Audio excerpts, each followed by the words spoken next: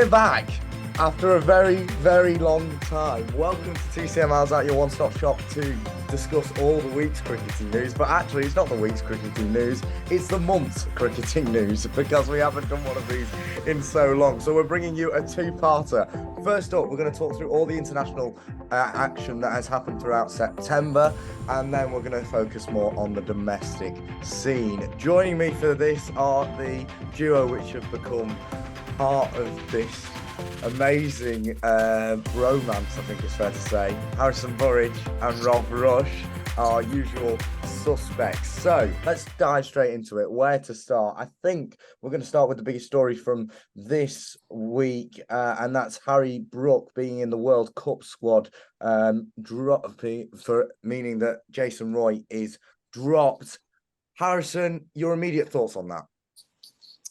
There was a real sense of inevitability about as kind of that ODI series against New Zealand went on after Brook had he scored 100 in the 100, and then those couple of innings in the T20 series, and then Roy missing games through injury. You just felt it was going to happen, even though you felt Brook was probably going to end up in the squad in some way, shape, or form before Roy's injury. Roy's injury makes it easy because you can't have someone who's really only disciplined in one area of the batting lineup, and that being at the top as you reserve batsmen, especially being injury prone too. So it made sense, and it's the right decision all round for me.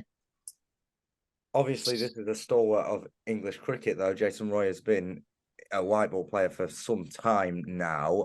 We saw today that he's not going to partake in the Ireland series by his own merit. Is that a case of throwing his toys out of the pram, Rob, when he could have a lovely little swan song to end with? I think when you look at it from the perspective of which he's probably looking at, it's like, yeah, mate, you were in the original World Cup squad. We've now dropped you, but you can play these little, like, effectively, let's call this what it is. It is a B squad for these Ireland ODIs. You could have a hit out if you want. It's like, Jason Roy is now probably heading into the same stage of his career that Alex Hales is, in which he's going to be chasing franchise deals around the world to round off his career. And, it's well versed that earlier in the year, people like Sam Billings and Alex Hales, I think himself actually, took franchise deals because they can make more money off that than they can if they're not on a white ball contract with the ECB. So, look, also, I think we also just got to throw in the fact that Jason Roy probably doesn't want to pull on an England shirt right now after being told he's missing out on a World Cup when he was, like I said, under the impression he was going to help retain the 50-over World Cup. I think there's a meme that went around. He probably hates a phone call from Joss Butler in September right about now, because this is 2 years in a row he's received a phone call to say you're not being picked. Look, I personally don't think it should be the absolute end for Jason Roy. I think he still has lots to perform, and I think the squad love him in the fact that everyone talks about the revival under Morgan in 2015. He was the catalyst for that. Everyone, if you asked anyone who kind of summed up the post 2015 World Cup era of English white ball cricket, you would look at Jason Roy and just go, Jason Roy. Like, it's not even a question. So, look, I don't think it's throwing his toys out of the pram. He probably still hasn't fully recovered from the back spasms, if we're being perfectly honest. He's got a family to think about. Like, look, let's give the guy a bit of a break here. Like, he's just been told he's missing out on a World Cup after being named in the original 15. Like, what? Not even 2 weeks out now from the opening World Cup game as we're recording this. Give the guy a break, let him enjoy some downtime, and just, let's see what he does next. Maybe one day we'll find out why he had that suspension when he retires. Maybe, but there's no sense of retirement. I think Jason Roy feels that he has unfinished business. We're talking about the Ireland series there. We will get to that in due course, but let's talk a bit more about the New Zealand series for the men's. The ODIs finished 3-1 to England, and the T20s 2-2. Harrison, what did you make of those white ball series, particularly the ODI series, as we are so close to a World Cup? I mean, I'd quickly touch on the T20 series first.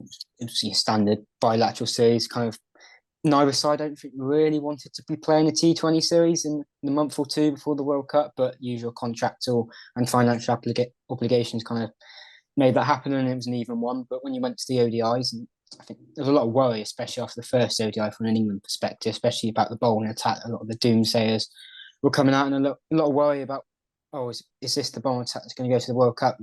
New Zealand just chased 290 or whatever it was, 2 down at Cardiff. But then they bounced back superbly, and I think that's kind of testament to the environment that Rob's already touched on, that Morgan set up back in 2015 and kind of carried through to now.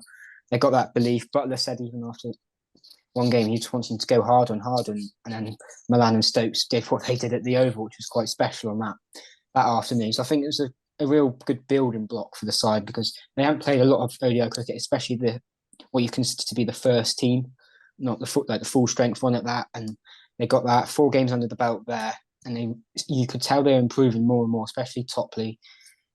Tough luck with injuries, which always seems to be the case with him. But first ODI, he did look rusty, but then as soon as he bowled more overs in those games on and on, he became an integral part and will be an integral part for that World Cup squad. So it was a positive series from an English perspective. Stars of the show then, a few names: Harry Brook, David Milan, Ben Stokes, potentially out of retirement. Let's start with Harry Brook, Rob.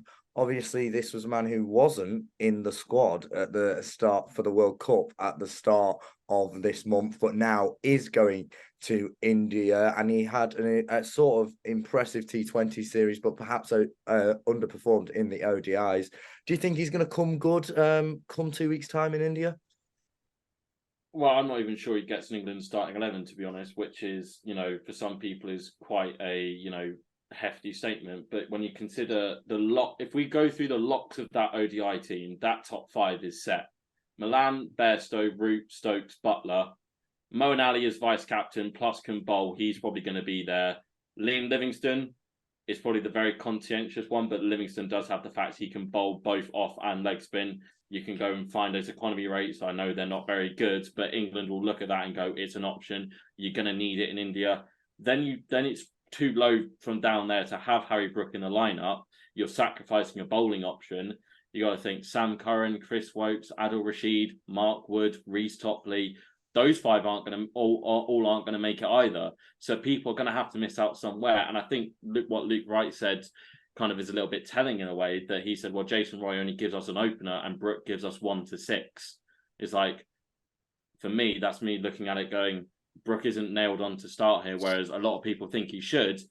I know he was kind of thrown into the fire a little bit, having to open for Jason Roy and Dawid Malan when he's going away for the birth of his child.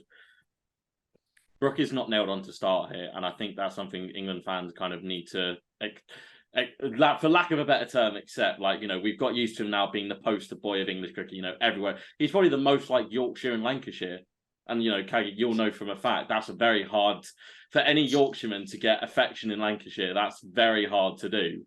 So, look, we all know what talent he's got. He can turn it on when he needs to. But I think, as you said, of underperforming ODI series, which might have sealed his spot. Livingstone said he was under pressure, comes out of Southampton, hits a wonderful 95 in a rain-shortened game when no one else did anything from an England point of view. He was literally him. I think Chris Wokes maybe helped him a little bit at the back end of the innings, but that was it.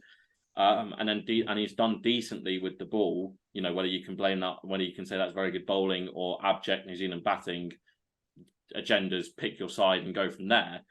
But look, I think if Harry Brook needs to play a game, I think he will come good. No doubt there probably will be a game where England do look to rest a couple of players. Johnny Bairstow has said that he's still not fully fit from his injuries he suffered last year, so maybe against someone like the Netherlands.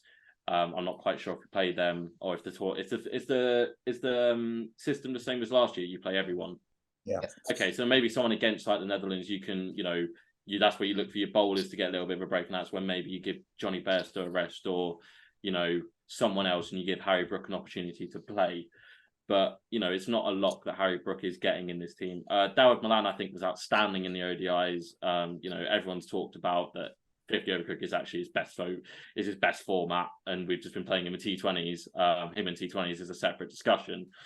Look, Ben Stokes. I mean, Ben Stokes does what Ben Stokes does. Kind of, it's the thing we probably missed most about him not playing ODIs for a year. We needed that series win to go into this World Cup on a good feeling. Let's hope they can continue. I think the most important thing will be getting that win against New Zealand first up. If you can hit the ground running, then the confidence will start to grow from there. Let's see whether the confidence can continue.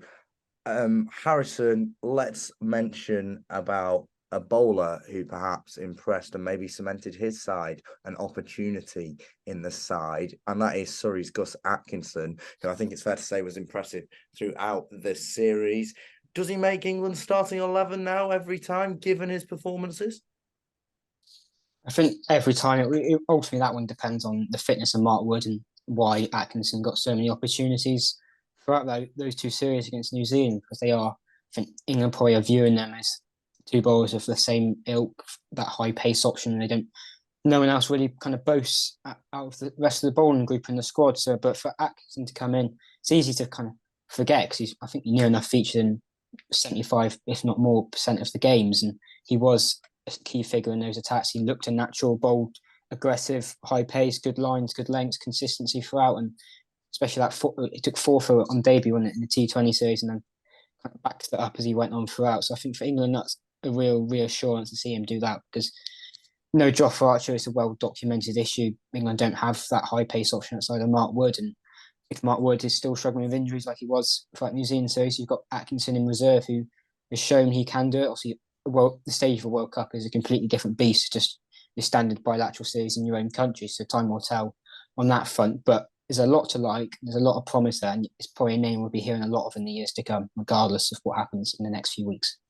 And just finally, I think one of the other biggest talking points was Jos Buttler dropping down the order. Looking ahead to a World Cup, is it better for him to drop down the order and have more freedom to bat? Rob? Well, he did that in the T20s. I think that started to raise a few eyes of like, well, why isn't Jos Buttler opening? I think England went with Johnny Bairstow and Phil Salt. No, Jacks. it was Will Jacks. It was Will Jacks. Phil Salt, I think, is in this latest ODI squad. This one I got confused. Yeah, so I think that raised a few questions of is Buttler just trying to manage his workload a little bit? I think that's definitely one potential thing for it. I think Sky mentioned like if he wants to get ODI ready for the World Cup, it's like you can't play 50 over cricket in a 20 over format, lads. He can't drop himself down to 6 to set himself. You're coming in down at 6 in a T20 team. You got to go ball 1. You can't take 20 odd balls to be like 17 off 20. So I think it's probably just managing the workload aspect. He's going to have an awful lot on his plate over the next few weeks with captaincy, keeping, and trying to keep the squad motivated and stuff like that. So I think it's just a bit of a workload issue. I think, as Harrison said, he's probably one of the ones that really didn't want to play the T20s. So it's kind of like, okay, fine, I can put myself down the order. And then if he needed to, he had the excuse of, we're just trying out different combinations to see what works. Right, well, I think we've covered the England-New Zealand series briefly there. Let's turn to the women, because they had an ODI and T20 series against Sri Lanka. Firstly, Harrison, historic win for Sri Lanka against England. How big of a moment was that for Sri Lankan women's cricket? Monumental. I think if anyone follows Mark Machado on Twitter, you'll know of how much he's enjoyed the last few weeks from a Sri Lankan fan perspective, because it was such a special achievement for them. The women's side for them has built steadily this year. They had a couple of notable wins against New Zealand women in their own conditions, but then to come to England, there was a lot of talk before the series about what England had done with their squads. They've rested a few key players, but regardless, once they got out on that field, ignore the first game, which rain affected them, they lost. They blew England away in those last 2 T20s, and it was special to watch.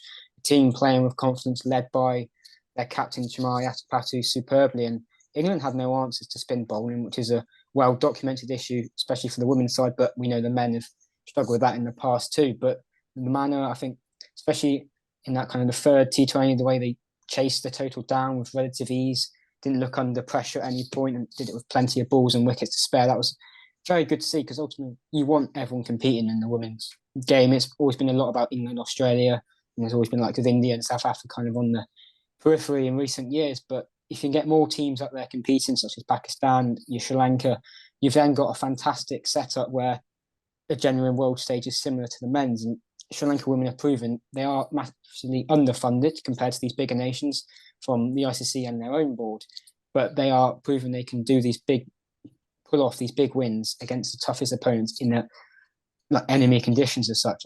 It was just fantastic to see, but really frustrating from an England perspective. frustrating from England, but less frustrating in the ODI series, particularly for Natsiva Brunt, fastest ever women's ODI century. I mean, Rob, she's had quite the summer, and she just kept performing right till the end, didn't she? It was fantastic to watch. It's one of the best innings I think I've ever seen. I can't. What was it? It was like 100 off 76. I want to say something like that. Something. Euro, I think. Pardon? It was fewer balls, I think, which is even more Jesus. remarkable. Yeah. Look, like this, as you say, Simon, she's had a remarkable summer with the performances in Women's Ashes, and then just carrying it on. It's, for us as male, as males and having all these male cricketing role models to look up to, it's very, very, nice and refreshing to now have a women's cricket icon come through, another one come through from England's point of view that now young girls can look up to. I think that was when her and Maya Boucher went crazy. I think Maya Boucher went to her first 50 and kind of they put on a bit of a batting clinic. And Natsir Brunt deserves to be talked up there with the greats of cricket, and the fact she's still got so much more to give to the game. It's by no means the end, so long may it continue. Long may it continue. Where do England's women's side go after this summer then, Harrison? Given the sort of mixed results they've had, the sort of patchy summer, I guess, September, the 100, whatever. What's next for them? There's the big looming tour. They're off to India in the winter for white ball stuff. I don't believe there's any red ball action scheduled, but that could change. But that's going to be a big hurdle for them. Maybe some doubts over the availability of Sophie Eccleston still for that series, depending on the dates and times and when she recovers. But it's been an interesting summer for England because it's been one of progression, but then at the same time, the last kind of few weeks against Sri Lanka, I think you could argue they regressed a little bit, and there was some big debates about selection and players not picked and players picked in their policy, because England women seem to pick a load of young players. If they're bringing anyone in, it's young 20, 21, 22-year-olds, and there's been debate where you just ignoring the pros on the regional circuit and your 25, 26 and older bracket that those ages are kind of already in the squad. And it worked wonders in the ODI series, and it kind of backfired in the T20 series. So it's kind of one of those, they reap the rewards, but they also had some difficulties with it too. So it's been I think for John Lewis and the England side, and there's been a documentary that's come out through the England cricket channels in the last few days as well, which by all accounts is a very good watch. It's been a fantastic summer. It's been one they've enjoyed so much and made a lot of ground on and off the field. And it's setting themselves up to go to India and kind of lay a marker down there against an Indian side that is improving, especially against India in their own conditions. But yeah, fantastic summer all around. It's weird, isn't it? It feels like only yesterday we were talking about previewing the Ashes, and here we are in September and it's all over. I mean, it's absolute madness. Let's turn to the Ireland ODI series, which is capping off the international summer. I mean, I feel really sorry for Ireland because it always feels like whenever we play them, it's a bit of like a damp squib. Like it's always like one test against them, or pre-Ashes, or an ODI white ball series that is played by our second team. Rob, obviously, first ODI rained off at Headingley. What do you think these final two games could bring for England and Ireland? I mean, for Ireland, it's another opportunity to, as we kind of, even though we have suggested it pretty much as a B side, it's a B team for England. Ireland have, there's still every opportunity they get on the international stage is an opportunity for them to prove a point about why they deserve more games and everything. They'll be looking to put out strong performances. They'll be looking at it going, this isn't the invincible England team that it was from 2015 to 2019. We can ruffle some feathers here. We can try and get a good result or two to try and, announce to the world that we should be getting more games. From an England point of view, I know they've spoken about, I think Zach Crawley spoke about it in his press conference ahead of the first ODI, that they kind of want to see this as a bit of they want to now, this group that they've got together, they want to view themselves as the main group going forward to 2027. Not quite sure how realistic that's going to be, considering that there's still going to be a fair few from the World Cup squad that will be kicking around towards 2027. There's definitely be opportunities. You look at the bowling lineup: Ryland Clark, Matthew Potts, George Scrimshaw, Those guys are kind of fringe players that were looking to get some opportunities. We're finally seeing Sam Hain getting England call up. I know that the County Cricket Podcast has been begging for Sam Hain to get England call up for ages. He finally has, and one game's been wiped out. It's an opportunity for. Lancashire boy, finally getting his opportunity. We finally had Tom Kohler-Cadmore's just been called up today because Joe Root and Jason Roy have said they're not taking part anymore. You've got Ben Duckett and Zach Crawley stepping in as leadership candidates. Phil Salt hopefully should get a chance to, again, he's been the guy that kind of in the bit of a role that Harry Brook is in for this World Cup. He's always been that first reserve pick. An opener goes down, we'll call Phil Salt. Keeper goes down, we can bring Phil Salt in if needed. So he should get a firm opportunity to play these two ODIs.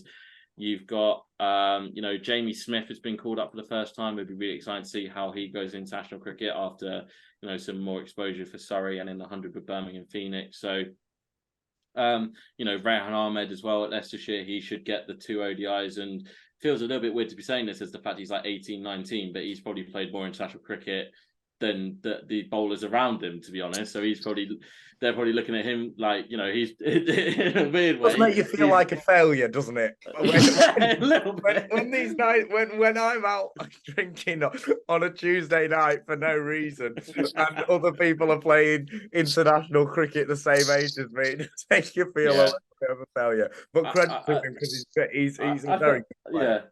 Yeah, I think the overall thing is that we've kind of COVID. If I remember when COVID hit, that Pakistan series, we all loved it because we got to see guys who have never really or have not overplayed limited ODI cricket get 3 ODIs at the drop of a hat. It was weird having all the counties release news updates about X player's been taken out of the game and he's off down to Cardiff for the first ODI. All of these players suddenly just at the drop of our hat having to run and form a makeshift squad. I'm really excited for it because it's got the similar sort of vibes to that 2020 ODI squad. We've got some of the same names, some of the other players have been dropped. James Vint, sorry, just had a little bit of a cough there. Hasn't been seen since he scored his ODI century. I want words, ECB. I want words.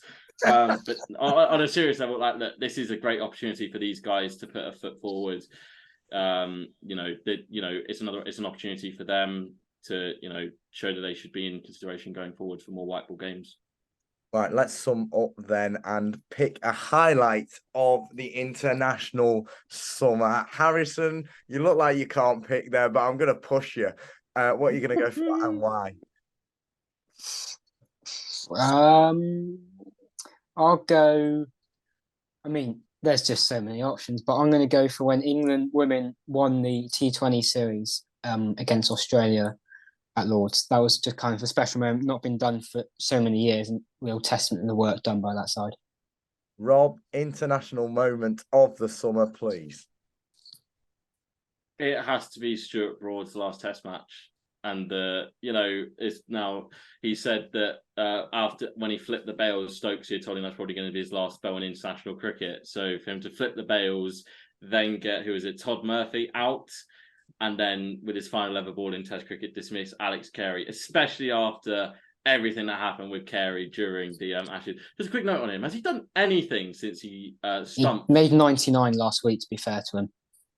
Yeah, but without 99, it's not a century though, is it, mate? No, disappointing. But apart from just everything that went on, I don't think you could have got more of a poetic ending than that to such a legend's career. So yeah, I'd have to go Stuart Broad at the Oval, day 5. I'm going to sit on the fence here and just say the comebacks of both England teams in the Ashes series, because that incorporates all moments and everyone. So I'm going to say that. I know, absolutely off out, boring. Yeah, I'll take it. But I genuinely can't pick a moment because I think it's been an incredible summer of international cricket. Let's finally look then ahead 2 weeks' time to the ODI World Cup. Harrison, where we are now, do you think England can go and retain their title? So tough to say because I think It's been a build up to a World Cup. It's been a bit unusual. There's been a lot of teams plagued by injuries. I think Australia in particular have got several worries over key players. South Africa have lost 2 bowlers today. And you've got obviously India in their own conditions.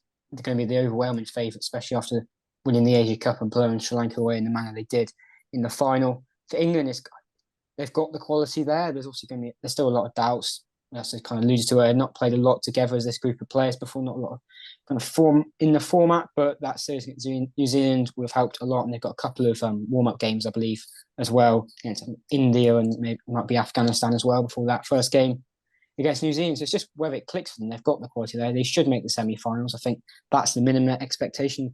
I think if all England fans temper their expectations properly, so that semi-finals probably would be a good tournament, especially in conditions England sides have tended to struggle in the past, especially when you look at Pakistan and Sri Lanka. Could be another couple of names that could throw their hat into the ring and cause all sorts of chaos with the round robin stage and how that qualification works. So for England, it's semi-finals at least, and then it's luck with the draw really from there. But they have the quality to do that far. It's just whether it clicks on the day.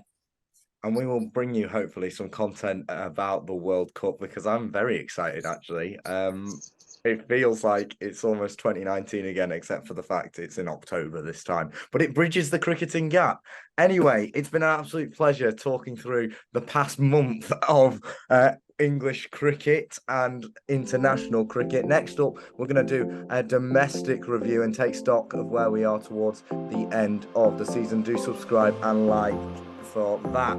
But it's been a summer of Ashes series and September white ball madness. I think we can all say we have enjoyed it. It's been an absolute pleasure bringing these to you, and the content won't stop, so just subscribe.